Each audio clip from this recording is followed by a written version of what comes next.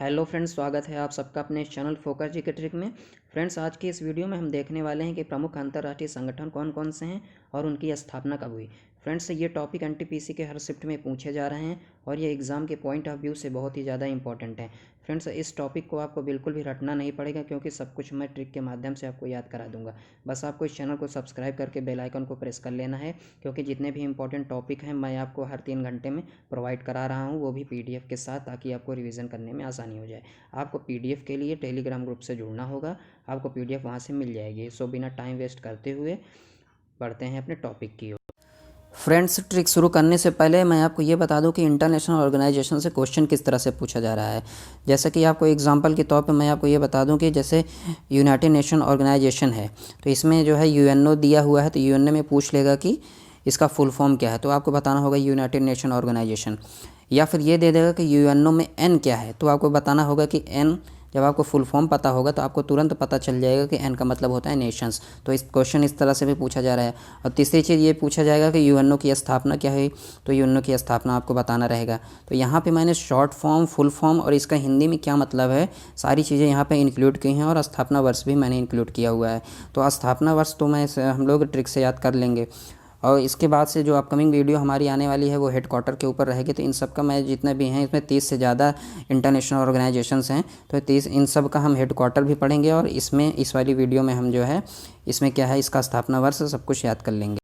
So friends, बढ़ते हैं अपने टॉपिक की ओर। इसमें जो पहला ऑर्गेनाइजेशन है वो है यूएनओ। यूएनओ का फुल फॉर्म होता है यूनाइटेड नेशंस ऑर्गेनाइजेशंस, संयुक्त राष्ट्र संघ, जिसकी स्थापना हुई है 1945 में। अब इसको याद कैसे रखेंगे, इसमें जो एन को 1 और वी में लिखा है ना, एन कैसे लिखा है, 1 और वी में लिखा है। और 1 और वी को हम रोमन अंक में क्या लिखते हैं, इसको 4 लिखते हैं। और ओ का कोड अल्फ़ाबेटिकल सीरीज में क्या होता है, 15। तो वहाँ से हम 4 ले लेंगे और ओ को हम 15 का 5 ले लेंगे, तो 45 हो जाएगा। ये पहला तरीका हुआ। और दूसरा तरीका क्या होगा, ओ का 15 होता है ना, तो 15 में 5 लिख लेंगे और जो उसके पहले 1 लिखा हुआ उसमें 1 माइनस कर देंगे, तो 45 आ जाएगा। तो 45 आप वहाँ से भी ध्यान में रख सकते हैं। यूएनओ का जो स्थापना वर्ष है वो 1945 में हुआ है। ठीक इसी तरह अब यूनिसेफ में बढ़ते हैं। यूनिसेफ में एन का जो कोड हो जाएगा वो 4 हो जाएगा और एफ का जो है 6 हो जाएगा, तो 46 यहाँ पे हो जाएगा, तुरंत याद हो गया। यूनाइटेड नेशंस चिल्ड्रन फंड, इसकी स्थापना हुई है 1946 में। आगे बढ़ते हैं। आगे जो है अंकटैड में देखिए, इसमें जो है सी से लेंगे, सी और डी का तो लास्ट में 4 हाई है। डी का जो कोड होता है वो 4 होता है अल्फ़ाबेटिकल सीरीज में, तो डी का 4 हाई है। अब बचा सी को या तो डायरेक्ट आप डबल कर दीजिएगा, सी का 3 होता है तो 3 का डबल कर दीजिएगा, इस तरह से कर लीजिएगा। अगर आप ऐसा नहीं करना चाहते हैं तो देखिए, सी का 3 हो जाएगा, टी का 20 में दोनों डिजिट को जोड़ देंगे 2 हो जाएगा, और ए का 1 होता है, तो 3 2 5 और 1 6, तो यहाँ से 6 ले लेंगे और डी का लास्ट में 4 हाई है, तो इस तरह से आप ध्यान में रख लेंगे तो 64 हो जाएगा अंकटैड का। अब बचा डब्ल्यू एच ओ का फुल फॉर्म होता है world health organisation. Full form बिल्कुल ध्यान में रखिएगा, और उसका अल्फ़ाबेटिकल में जितने भी, जैसे डब्ल्यू का क्या मतलब है, एच का क्या मतलब है, ओ का क्या मतलब है, इन सब का जो है ज़रूर ध्यान रखिएगा। इसमें पूछ ले रहा है एनटीपीसी में कि एच क्या है, डब्ल्यूएचओ में एच क्या है, तो आपको बताना पड़ेगा एच का मतलब होता है हेल्थ होता है। तो विश्व स्वास्थ्य संगठन, जिसकी स्थापना हुई है 1948 में, इसको याद करने का तरीका क्या है, एच का जो अल्फ़ाबेटिकल सीरीज में एच का जो कोड होता है वो 8 होता है, तो 8 का एक बार आधा कर दीजिएगा, एक बार पूरा कर दीजिएगा, तो 4 और 8 दोनों 1948 में आपको याद आ जाएंगे। ठीक है। अब बचा इसके बाद क्या है, ILO, इंटरनेशनल लेबर ऑर्गेनाइजेशन, अंतर्राष्ट्रीय श्रम संगठन। अब इसमें देखिए कि इसमें हम कैसे रिलेट करेंगे, इसमें हम थोड़ा सा एक कहानी के माध्यम से रिलेट करेंगे। इसमें देखिए श्रम की बात आ रही है, अंतर्राष्ट्रीय श्रम संगठन, अंतर्राष्ट्रीय श्रम संगठन ILO का फुल फॉर्म होता है इंटरनेशनल लेबर ऑर्गेनाइजेशन। इसमें जो होता है, कहा नहीं जाता है कि श्रम करोगे तो तुम्हें एक ना एक दिन, परिश्रम करोगे तो तुम्हें एक ना एक दिन जो है सफलता जरूर मिलेगी, ऐसा कहा जाता है ना। हमारे जो पेरेंट्स कहते हैं कि अगर परिश्रम करोगे तुम्हें एक ना एक दिन सफलता जरूर मिलेगी, तो एक ना एक दिन से 19 ऐसे याद रख लेना, एक ना एक दिन से, तो 1919 हो गया। ICRC, international committee of the red cross, international committee of the red cross की अंतर्राष्ट्रीय समिति, इसकी जो स्थापना हुई है 1863 में हुई है। अब इसमें देखिए रेड की बात कर रहा है, मतलब कहीं कुछ किसी को चोट लग गई है या कुछ खून बह रहा है, तो इसका मतलब उसे बहुत बड़ी क्षति पहुंची है। तो क्षति से हम 6 और 3 ध्यान में रख लेंगे। रेड क्रॉस या रेड क्रॉस, दोनों में आ रहा है, हिंदी इंग्लिश दोनों में आ रहा है, तो हम ध्यान में वहाँ से रख लेंगे कि रेड क्रॉस मतलब किसी ने कोई लाल हो गया है, किसी को खून बह रहा है या कुछ भी हो गया है, तो इसका मतलब उसको क्षति पहुंची हुई है। तो क्षति से 6 और 3 याद रख लेंगे 1863 में। इसको 1963 न समझ लीजिएगा, इसको ध्यान में रखिएगा 1863 है, ठीक है बस। और WTO वर्ल्ड ट्रेड ऑर्गेनाइजेशन, विश्व व्यापार संगठन, WTO का फुल फॉर्म ध्यान रखिएगा, वर्ल्ड ट्रेड ऑर्गेनाइजेशन। इसकी स्थापना हुई है 1995 में। अब देखिए वर्ल्ड ट्रेड मतलब क्या, व्यापार की बात कर रहा है, तो व्यापार में क्या होता है, नफ़ा नुकसान होता रहता है, नफ़ा नुकसान, तो नफ़ा से 9 और फा से 5 हो जाएगा, तो नफ़ा नुकसान से WTO का फुल फॉर्म में जो है WTO की स्थापना क्या हो जाएगी, 1995। बढ़ते हैं अगले ऑर्गेनाइजेशन की ओर, यूनेस्को का जो फुल फॉर्म है United Nations educational scientific and cultural organisation, ठीक है। तो इसमें भी वही है कि एन का तो हम ले लेंगे क्या, 4 ले लेंगे, और ओ का जो होता है 5 होता है, 15 में 5 ले लेंगे, तो यूनेस्को में एन का 4 ले लेंगे और ओ का 5 ले लेंगे, तो 45 हो जाएगा, ठीक है। यहाँ से ये याद रखेंगे। अब बचा WMO वर्ल्ड मेट्रोलॉजिकल ऑर्गेनाइजेशन, विश्व मौसम विज्ञान संगठन, 1950, ठीक है। इसको कैसे याद रखेंगे, इसको ऐसे याद रखेंगे, हमारे यहाँ जो है मौसम जो होता है बिल्कुल बराबर रहता है, ऐसे ध्यान लो कि हमारे यहाँ जो मौसम का जो होता है, माहौल जो होता है मौसम का बिल्कुल बराबर रहता है, कभी ना ज़्यादा ठंडी पड़ती है ना ज़्यादा गर्मी पड़ती है, बिल्कुल सब बराबर रहता है, बराबर से 50-50 समझ लेना। वर्ल्ड मेट्रोलॉजिकल ऑर्गेनाइजेशन, विश्व मौसम विज्ञान संगठन, तो 50-50 से आपको याद आ जाएगा 1950। बढ़ते हैं अगले ऑर्गेनाइजेशन की ओर। अगला ऑर्गेनाइजेशन है वीपो, वर्ल्ड इंटेलेक्चुअल प्रॉपर्टी ऑर्गेनाइजेशन, विश्व बौद्धिक संपदा संगठन, जिसकी स्थापना हुई है 1967 में। अब इसको देखिए कैसे याद रखेंगे, इसमें देखिए ओ का जो कोड होता है वो 15 होता है, तो 15 को जोड़ेंगे तो 1 और 5 को 6 हो जाएगा, और पी का जो कोड होता है अल्फ़ाबेटिकल सीरीज में वो 16 होता है, 16, तो 1 और 6 को जोड़ेंगे तो 7 हो जाएगा, तो वहाँ से ओ का जो है 15 और पी का 16, तो 6 और 7 दोनों हो जाएगा, वह ऐसे याद रख लीजिएगा। ऐसे ना याद रखना हो तो विश्व बौद्धिक संपदा संगठन मतलब बौद्धिक मतलब बुद्धि की बात हो रही है, और किसी को बुद्धि 6-7 दिन में तो आ नहीं जाएगी, किसी कोई कह रहा है कि बुद्धि कितने दिन में आ जाएगी, कह रहा है 1 हफ्ते में तो आ नहीं जाएगी, तो 6 से 7 दिन में बुद्धि आ नहीं जाएगी, इस तरह से ध्यान रख लेना। तो वीपो का जो है स्थापना वर्ष 1967 हो जाएगा। आगे बढ़ते हैं, अगला है IOS इंटरनेशनल ऑर्गेनाइजेशन, जिसकी स्थापना हुई है 1947 में। अब यहाँ पे देख लीजिए आया है IOS, अगर हम ओ को भूल जाएं थोड़ी देर के लिए तो यहाँ पे लिखा है I और S, IS, ऐसे 2 बार अगर समझ लें IS, तो IS वाले जो है क्या हमेशा जो है बंदूक AK-47 लेके घूमते रहते हैं, तो 47 से ऐसे ध्यान में आ जाएगा हमारे कि 1947 में, ठीक है। तो बढ़ते हैं अगले ऑर्गेनाइजेशन की ओर। अगला ऑर्गेनाइजेशन है IAEA international atomic energy agency, अंतर्राष्ट्रीय परमाणु ऊर्जा एजेंसी। इसमें देखिए ई का कोड क्या होता है, 5 होता है, और ई के पहले और बाद में दोनों का 1 है, ए है, तो ए का कोड होता है 1, और तो लेफ़्ट साइड में भी ए है, राइट साइड में भी ए है, तो दोनों को हम जोड़ देंगे 5 में, तो 5 में उधर जोड़ देंगे, 5 तो लिखेंगे ही लिखेंगे, लेफ़्ट और राइट का ए और ए मतलब 1 और 1 दोनों को जोड़ देंगे तो 7 हो जाएगा, तो 1957 इसका हो जाएगा, ठीक है। बढ़ते हैं आगे, ओपेक का फुल फॉर्म होता है organisation of petroleum exporting countries, पेट्रोलियम निर्यातक देशों का संगठन, 1960 में। ओपेक करें और 2 पैक लगाया जाए, ओपेक से करें और 2 पैक लगाया जाए साथ में, तो साथ में 1 से 60 हो जाएगा, तो 1960 याद रख लेना। पैक लगाने की बात कर रहा है, साथ में चलो पैक लगाते हैं साथ में, तो साथ में 60 हो जाएगा, तो 1960 में। बढ़ते हैं आगे, IMF इंटरनेशनल मॉनेटरी फंड, और यहाँ पे है WB वर्ल्ड बैंक, दोनों मतलब पैसे से ही रिलेटेड है ना, तो और जिनके पास पैसा रहता है तो इसको कैसे याद रखेंगे, 1945 है, तो जिनके पास पैसा रहता है तो क्या उनके पास उनका कुछ पता रहता है, उनको कोई पता ही नहीं रहता, तो उनका जब पता नहीं रहता तो आता पता लापता रहते हैं वो, तो पता से 45 याद रख लेना, क्योंकि दोनों पैसे से ही रिलेटेड हैं, IMF और WB, ठीक है। तो 14-15 दोनों हमारा क्लियर हो गया। बढ़ते हैं अगले ऑर्गेनाइजेशन की ओर। अगला ऑर्गेनाइजेशन है IMO इंटरनेशनल मैरीटाइम ऑर्गेनाइजेशन, अंतर्राष्ट्रीय मैरीटाइम संगठन। मैरीटाइम से कह रहा है कि मेरा टाइम है, तो मेरा टाइम आ गया है भाई, जब मेरा टाइम है तो मैं क्या करूँगा, फ़न करूँगा, तो फ़न से 5 याद रख लेना, ना से 9 याद रख लेना, 1959 हो जाएगा IMO, मतलब मैरी टाइम है तो मेरा टाइम है तो मैं फ़न करूँगा, तो 1959 याद रख लेना, ठीक है। अगला है AI NST इंटरनेशनल अंतर्राष्ट्रीय क्षमा, और हम क्षमा की बात कर रहा है यहाँ पे 1961 है।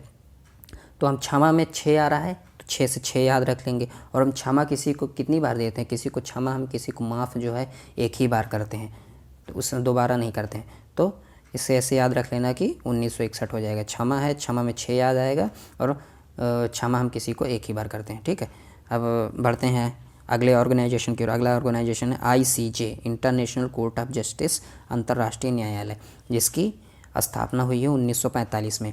अब इसमें क्या है, न्यायालय की बात हो रही है, तो इसमें भी 45 का हम पता से याद रखेंगे। तो न्यायालय में भी क्या होता है कि न जज का पता रहता है, न वकीलों का पता रहता है, सब अता पता लापता रहते हैं। ठीक है, तो आप यहाँ से याद रख लीजिएगा कि इसका भी न्यायालय में न वकीलों को पता रहता है, न जज का पता रहता है, तो 1945 याद आ जाएगा, पता से 45 याद आ जाएगा। बढ़ते हैं अगले ऑर्गेनाइजेशन की ओर, FAO। इसमें भी देख लीजिए ओ का कोड क्या है, ओ का कोड होता है 15, तो 15 में 5 लिख लीजिएगा और उसमें 1 घटा दीजिएगा तो 4 हो जाएगा, तो 45 हो जाएगा। 15 है, ओ का 15 होता है, 15 का 5 लिख लीजिएगा, 5 में से उसके पहले जो 5 का 1 है उसमें उसको घटा दीजिएगा तो 45 हो जाएगा। तो बढ़ते हैं अगले ऑर्गेनाइजेशन की। अगला ऑर्गेनाइजेशन नाटो। तो नाटो मतलब छोटा हुआ है, तो अगला क्या होगा, ऊंचा होगा कोई उससे। नाटो और ऊंचो, कोई ऊंचा होगा जिसको चिढ़ा रहा है कि नाटो नाटो कर रहा है, तो मतलब कोई उससे ऊंचा होगा, तो ऊंचा से 49 हो जाएगा, तो 1949। अगला है इरीना। इरीना में आई का कोड होता है 9, तो यहाँ पे समझ लेना कि 9 तो है लेकिन 2009 है, 2009। ठीक है, इसको ध्यान रखना, आई का कोड होता है 9। बढ़ते हैं अगले ऑर्गेनाइजेशन के। अगला ऑर्गेनाइजेशन है सार्क। और सार्क क्या होती है, एक तरह की मछली होती है। मछली क्या होती है, कोई भी चीज़ को, किसी भी चीज़ को, अपने छोटे जानवरों को पचा सकती है, तो 50 से 85 याद रख लेना, 1985 सार्क पचा सकती है। ठीक है, तो बढ़ते हैं अगले ऑर्गेनाइजेशन एशियन। एशियन का क्या हो जाएगा, एशियन का 1967 में इसकी स्थापना की गई थी। तो एशियन से ऐसे कह रहा है कि मैं ऐश कर रहा हूँ, अब ऐश करने जा रहा हूँ। ऐश करने जा रहा हूँ तो क्या, कितने दिन ऐश करोगे, तो 6-7 दिन तो लग ही जाएंगे। ऐश करने जा रहा हूँ, कहीं बाहर जा रहा होगा ऐश करने, तो कहना है 6-7 दिन तो लग ही जाएंगे, तो एक हफ्ते मतलब 6-7 दिन तो लग ही जाएंगे उसको, तो ऐसे याद रख लेना है, ऐश करने जा रहा है 6-7 दिन लग जाएगा। बढ़ते हैं अगले ऑर्गेनाइजेशन की ओर। अगला ऑर्गेनाइजेशन है APEC। APEC में कर रहा है पैक लगाने की बात कर रहा है। अगर कोई पैक लगा देगा तो क्या अड़ेगा नहीं वो किसी से, बिल्कुल अड़ेगा। तो बाइक लगा लेगा क्योंकि उसके शुद्ध बुद्ध तो रहेगी नहीं, तो वो बिल्कुल अड़ेगा। अड़ेगा नहीं, क्या कह रहा है, बिल्कुल अड़ेगा। तो अड़ेगा नहीं से, अड़े से 8 याद रख लेना, नहीं से 9 याद रख लेना, अड़ेगा नहीं है 89 याद कर लेना APEC का। ठीक है, बढ़ते हैं अगले ऑर्गेनाइजेशन की ओर। अगला organisation OIC organisation of Islamic cooperation, Islamic सहयोग संगठन ना। तो इसमें भी इस्लामिक की बात आ रही है एक तरह से। इस मतलब हम जो है ISIS से इसको जोड़ते हैं, इस्लामिक। ISIS के फुल फॉर्म में भी आई का मतलब इस्लामिक होता है। तो जो ISIS वाले होते हैं, जो इस्लामिक वाले होते हैं, वो क्या है, वो किसी को छोड़ते नहीं हैं। अभी कोई भी आ जाए, वो आतंकवादी होते हैं, वो किसी को छोड़ते नहीं। तो छोड़ते नहीं तो मतलब क्या हो जाएगा, 6 और 9 हो जाएगा। और वैसे भी याद कर सकते हो। दूसरा तरीका क्या है, OIC में कहते हैं कि OIC मतलब मैं तुम्हें देख लूँगा, छोड़ूंगा नहीं, तो ऐसे भी बोलते हैं लोग। तो छोड़ूंगा नहीं से 6 और 9 याद रख लेना। ठीक है, बढ़ते हैं अगले ऑर्गेनाइजेशन की। और अगला ऑर्गेनाइजेशन OPCW। यहाँ पे है रासायनिक हथियारों के निषेध के लिए संगठन। मतलब कोई भी रासायनिक चीज़ें यूज करोगे तो क्या, अगर कोई भी रासायनिक पदार्थ यूज करोगे तो हमेशा नशे में रहोगे। ड्रग्स वगैरह लेते रहोगे या शराब गुटखा कुछ भी खाते रहोगे तो हमेशा नशे में रहोगे। तो नशे में रहोगे तो 9 और 7 से याद रख लेना, नशे में 9 और 7 नशे में 97 याद रख लेना। ठीक है, WWF world wide fund for nature, प्रकृति के लिए विश्वव्यापी निधि। अब हमारा जो नेचर है वो बहुत अच्छा होता है, और हम सबका एक ही नेचर होता है। सबसे बड़ी बात तो ये भी है, हम सबका एक नेचर होता है, और हम सबका नेचर, हर एक का नेचर जो है बहुत ही अच्छा होता है। तो अच्छा से 6 याद रख लेना, 1 से हम सबका एक ही नेचर होता है, तो 1 याद रख लेना। ठीक है, तो 61 हो जाएगा।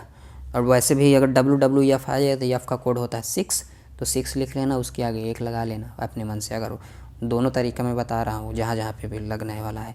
ठीक है, तो WEF वर्ल्ड इकोनॉमिक फोरम, विश्व आर्थिक मंच की बात कर रहा है। तो आर्थिक मंच, अब यहाँ पे आर्थिक रूप से कोरोना के काल में क्या हो गया, आर्थिक रूप से सब जो हैं, सभी की जो है हालत जो है सब सताए हुए हैं। सताए हुए हैं, हर एक की हालत जो है बिल्कुल ख़राब है कोरोना काल में ना। किसी की जॉब चली गई है तो किसी का क्या हो गया है कि नहीं, सारी प्रॉब्लम है। तो यहाँ पे आर्थिक रूप से सबको प्रॉब्लम है, तो सब सताए हुए हैं और हर एक की वही प्रॉब्लम है, तो 7 और 1, तो इसको ध्यान रख लेना। बढ़ते हैं अगले ऑर्गेनाइजेशन की ओर। अगला organisation IHO, international hydrographic organisation, अंतर्राष्ट्रीय हाइड्रोग्राफिक ऑर्गेनाइजेशन। हाइड्रोग्राफिक से ऐसे याद आ रहा है जैसे H और O इसमें भी लिखा हुआ है, IHO में H और O, तो HO को हम पानी से रिलेट कर लेंगे, H2O। यहाँ पे भी हाइड्रोग्राफिक में भी हाइड्रोजन शब्द आ रहा है, और हाइड्रोजन का जो फार्मूला होता है H2O होता है। तो H का 2 अणु और ऑक्सीजन का 1 अणु, ये H का 2 मॉलिक्यूल होता है और O का 1 मॉलिक्यूल होता है, दोनों मिलके जो है H2O का निर्माण करते हैं। तो क्या हो जाएगा, 1921 हो जाएगा। ठीक है, हाइड्रोलिक लिखा भी है, तो इससे आप समझ जाओगे कि 1921 हो जाएगा। H का 2 अणु, ऑक्सीजन का 1 अणु, 2 और 1, 1921। ICC, I का 9 होता है, तो इसको सिंपल सा 1909 याद आ जाएगा आपको। ICC में I का 9 होता है, अंतर्राष्ट्रीय क्रिकेट परिषद। तो वैसे भी किसी से पूछोगे, दूसरा तरीका ये हुआ, किसी से पूछोगे भाई क्रिकेट के बारे में जानते हो, क्रिकेट के बारे में जानते हो, तो कहता है इसमें कोई नई बात है, तो नई बात नहीं है मेरे लिए, ये कोई नई बात नहीं है। तो नहीं है तो 9 याद रख लेना 1909 में। बढ़ते हैं अगले ऑर्गेनाइजेशन की, और अगला ऑर्गेनाइजेशन है IUCN, international union for conservation of nature, प्रकृति संरक्षण के लिए अंतर्राष्ट्रीय संघ। अब प्रकृति का संरक्षण कैसे हो सकता है, प्रकृति को हम कैसे बचा सकते हैं, प्रकृति का संरक्षण कैसे हो सकता है, चारों तरफ से होना चाहिए प्रकृति का संरक्षण, और 8 घंटे हो तब प्रकृति का संरक्षण होगा। प्रकृति का संरक्षण कैसे होगा, चारों तरफ से प्रकृति का संरक्षण, चारों दिशाओं से हो और 8 घंटे हो, तब होगा प्रकृति का संरक्षण। ठीक है, बढ़ते हैं अगले ऑर्गेनाइजेशन के। अगला ऑर्गेनाइजेशन ICOMOS, स्मारक और स्थलों पर, स्मारक स्थलों पर अंतर्राष्ट्रीय परिषद। ऐसे याद रख लेना कि स्मारक स्थल पर जाने की बात कर रहा है। तो स्मारक स्थल पर कौन लोग जाते हैं, ज़्यादातर जो है तीर्थ वगैरह पे कौन जा, हमारे बड़े बुजुर्ग जाते हैं। अब बुजुर्गों की जो एज होती है क्या, नॉर्मली 65, ऐसे समझ लो 65 में लोग बूढ़े लोग उनको समझने लगते हैं, तो 65 हो गया ना। स्मारक स्थलों पर जाने की बात कर रहे हैं, और स्मारक स्थलों पर कौन जाता है, बूढ़े लोग जाते हैं, जिनको 65 साल में लोग बूढ़े, ऐसे समझ लो कि बूढ़े हो जाते हैं। ठीक है, अगला ऑर्गेनाइजेशन है UNWTO, संयुक्त राष्ट्र विश्व पर्यटन संगठन। तो विश्व में घूमने की बात कर रहा है, विश्व पर्यटन की बात कर रहा है। तो कह रहा है कि विश्व में पर्यटन करना है, तो 1974, मतलब चारों दिशाओं में हम विश्व का पर्यटन करेंगे। और कब तक चारों दिशाओं में करना है, तो चारों दिशाओं में अगर करना है तो जाहिर सी बात है, तो 1 हफ्ते तो लगेंगे ही लगेंगे। तो 7 याद रख लेना, 1 हफ्ते मतलब 1 हफ्ते तो लगेंगे ही लगेंगे, और चारों दिशाओं में विश्व का पर्यटन करना है, तो इससे आपको ये याद हो जाएगा। तो इस तरह से हमने जो है सारी की सारी ऑर्गेनाइजेशन, 33 ऑर्गेनाइजेशन जो कि मैक्सिमम बहुत ही इंपॉर्टेंट हैं, इन सब को हमने ट्रिक से याद कर लिया है। अब बस आपसे एक रिक्वेस्ट है कि आप इसको एक बार ज़रूर जो है रिकॉल कर लीजिएगा अपने एंड से, ताकि आपको हमेशा के लिए ये चीज़ याद हो जाए। और इसमें ज़्यादातर मैंने कोई कहानी नहीं बताई है, मोस्ट ऑफ द केसेस में मैंने जो है कोडिंग का यूज़ किया है, जो कि अल्फ़ाबेटिकल सीरीज़ में, रीजनिंग में भी बहुत काम आता है। आपको कोडिंग हमेशा याद होनी चाहिए। और मैंने सारी ये A to Z तो कोडिंग आपको याद करने के लिए नहीं कहा, केवल O का याद है, FO का करने के लिए बोला है, N का जहाँ पे मैंने रिलेट किया है उसको मैंने 4 से रिलेट करवा दिया है, O का 15 से रिलेट करा दिया है, F का 6 से रिलेट करा दिया है, I का 9 से रिलेट करा दिया है। बस इसमें यही सब है, और बाकी इसमें बहुत ज़्यादा कोडिंग की ज़रूरत नहीं है, बस आपको इतना सब ध्यान ही होगा, नॉर्मल सी बात। तो फ्रेंड्स आज के लिए इतना ही, और जाने से पहले मेरे इस कोटेशन को हमेशा ध्यान रखिएगा कि जिस समय तुम नहीं पढ़ रहे होगे, तुम्हारे उस व्यर्थ समय की जगह कोई और पढ़ रहा होगा, और इस बार तुम्हें मैदान फतेह करनी है, तुम्हें चलना है, तुम्हें बढ़ना है। ये कोटेशन डालने का सिर्फ एक ही मकसद है कि आप अपने आप को मोटिवेट रख सकें और अपने लक्ष्य से बिल्कुल भटक ना सकें। सो PDF के लिए टेलीग्राम ग्रुप जरूर ज्वाइन कर लीजिएगा, PDF आपको वहीं मिलेगी। टेलीग्राम का लिंक नीचे डिस्क्रिप्शन में दिया हुआ है। सो फ्रेंड्स, तब तक के लिए goodbye and take care.